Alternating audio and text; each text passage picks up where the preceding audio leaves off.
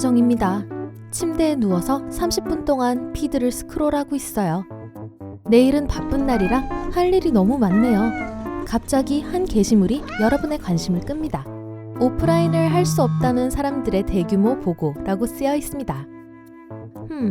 센세이션을 일으키려는 기레기들이 꾸며낸 얘기가 분명해요. 그저 무시하고 전화기를 내려놓습니다. 잘 시간이에요. 잠에서 깼는데 손에 무언가가 쥐어져 있습니다. 스마트폰입니다. 이상하네요. 분명히 침대맡 탁자에 올려놓은 게 기억나는데요. 여전히 잠에 덜 깬 상태에서 전화기를 켜니까 어제 본 것과 비슷한 게시물이 한꺼번에 뜹니다. 수천 명의 사람들이 전화기를 내려놓지 못함. 뭐야, 장난이 너무 심한 거 아닌가? 화면 잠금 버튼을 눌렀는데 아무 일도 일어나지 않습니다. 몇 번 더 눌러도 효과가 없네요. 그러다가 스크린에서 눈을 뗄 수 없다는 것을 깨닫게 됩니다. 겁에 질리기 시작하고 침대에서 일어나 손에 여전히 전화기를 든 채로 여러분의 눈은 전화기에 고정되어 있습니다. 곁눈질로만 주변을 볼 수 있어서 비틀거리다가 얼굴을 받고 넘어집니다. 본능적으로 넘어지는 충격을 줄이려고 팔을 앞으로 뻗지만 오른손 손바닥이 먼저 바닥으로 돌지 않고 넘어지면서 휴대전화에 얼굴을 부딪힙니다. 조심스럽게 다시 일어나서 욕실로 향합니다. 그동안에도 피드는 멈추지 않습니다. 내용은 이렇습니다. 스크린에 이상하게 고정된 사람 또 있나요? 전혀 재미없어요. 뜨거운 커피를 몸에 쏟았어요. 등입니다. 실험을 해보다가 팔을 앞쪽으로 최대한 쭉 뻗으면 주변을 꽤 잘 볼 수 있다는 것을 알게 됩니다.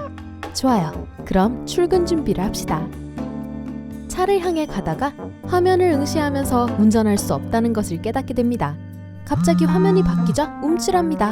상사가 영상통화를 걸고 있어요. 그렉, 상황을 알고 있으니까 오늘은 제 시간에 올 거라고는 기대하지 않아요. 하지만 모두들 출근하면 이 문제에 대해 회의를 할 예정이니까 너무 늦지 않도록 하세요. 사무실에서 봐요. 알았어요 라고 채 대답도 하기 전에 상사는 이미 전화를 끊었습니다. 선택의 여지가 별로 없어요.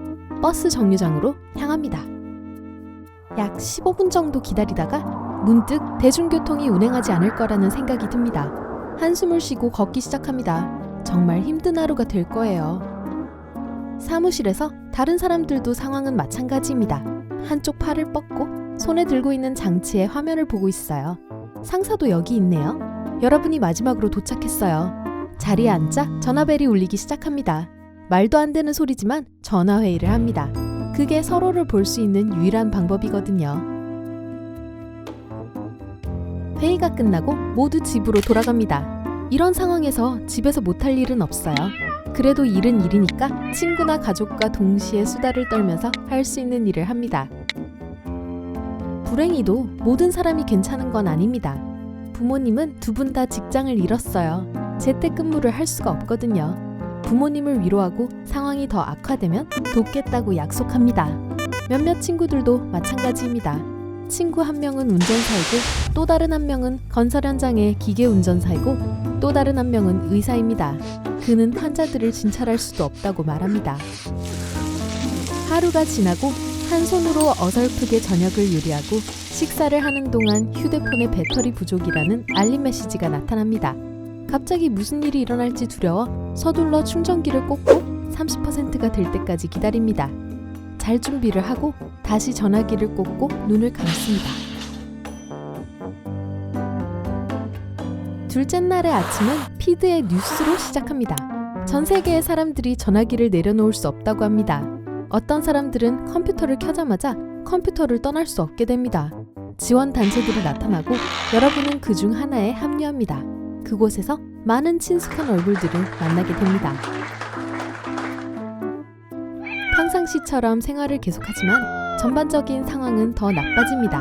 많은 사업체들이 일을 할 수 없어서 폐업을 알립니다. 여전히 운영 중인 기업들은 서비스 지연 가능성에 대해 사과하고 여러분을 포함한 일부 사람들은 그래도 자신의 기기를 사용하여 일을 할 수 있습니다. 무언가를 해야 한다는 생각에 몇 개의 지원 그룹에 더 가입하고 도움이 필요한 사람들과 연결하게 됩니다. 시간이 나면 전화를 해서 사람들과 대화를 나누면서 전날 부모님에게 한 것처럼 위로를 해줍니다. 2주가 지났습니다. 지원팀의 규모가 커지고 돈, 온라인 식료품 주문, 간단한 대화가 필요한 사람들을 돕습니다. 전 세계의 삶은 정상으로 돌아가지 않았지만 많은 사람들이 어려움에 직면하여 서로 단결하는 것을 볼 수 있습니다. 여러분이 속한 그룹은 친절과 지지를 베푸는 거대한 공동체의 아주 작은 일부분일 뿐입니다. 여러분 모두 집을 떠나지 않고 계속 일하려고 노력합니다. 많은 노력이 필요하지만 훨씬 더 나쁜 상황에 처한 사람들이 있다는 것을 알고 있습니다. 27일째 되는 날 세상이 얼마나 변했는지 깨닫게 됩니다. 거리는 개를 산책시키거나 여전히 할 수 있는 일을 하러 가는 사람들을 제외하고는 텅 비었습니다. 드론이 날아다니며 사람들에게 필수품을 배달합니다. 인간 배달을 대체하기 위해 서둘러 배치되었습니다. 충분하지는 않지만 그래도 도움이 됩니다. 여러분은 원격으로 일하고 다른 사람들을 돕고 친구들과 그룹 채팅을 하면서 시간을 보냅니다. 모두들 직접 만나는 것만큼 즐겁지 않다는 것에 동의하지만 적어도 서로 얘기를 나눌 친구가 있어요. 또한 몇 개의 멋진 온라인 학습 플랫폼을 발견했고 이제 프랑스어에 능숙해졌고 마침내 항상 원하던 수학 강좌를 듣게 되었습니다. 전자책을 읽는 것도 이제 익숙해졌습니다. 그래서 말인데 시간을 보낼 수 있는 멋진 모바일 게임이 그렇게 많은지 전혀 몰랐어요. 문제는 목과 눈이 휴대폰을 보는 것으로 너무 피곤해진다는 것입니다. 하지만 목과 눈을 위한 좋은 운동을 찾아서 문제를 해결합니다. 머리를 좌우로 돌린 다음 조심스럽게 옆으로 기울이면 목의 뻐근함이 사라집니다. 너무 무리하게 하지 않는 것이 요령이에요.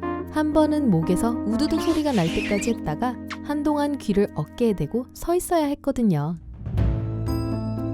눈의 경우 원하는 만큼 오랫동안 눈을 감을 수 있다는 것을 알게 됐고 그래서 1시간 정도마다 기본적인 체조를 합니다. 눈을 감은 다음 자유로운 손의 손바닥으로 양쪽 눈을 한 번에 하나씩 꾹 눌러줍니다. 그러고 난 후 눈을 좌우로 그리고 위아래로 굴립니다. 마지막으로 몇 초 동안 눈을 꾹 감고 있다가 다시 뜨는 것을 3번 반복합니다. 스트레스가 해소됩니다. 32일째 되던 날 여전히 화면에 붙어있는 채 핸드폰을 들고 자리에서 일어납니다. 한 손으로 만든 아침을 먹다가 친구 한 명이 올린 게시물을 보게 됩니다. 친구, 창밖을 내다본 적 있어? 한번 그냥 해봐. 그리고 가능하다면 좋아요를 눌러줘. 크크. 황당한 것은 이미 24명이 좋아요를 눌렀고 그 수가 급속도로 증가하고 있다는 것입니다. 온 힘을 모아 화면에서 눈을 뗍니다. 갑자기 부엌을 바라보고 있다는 걸 알게 됩니다. 손가락을 펴니까 전화기가 탁자 위로 떨어집니다.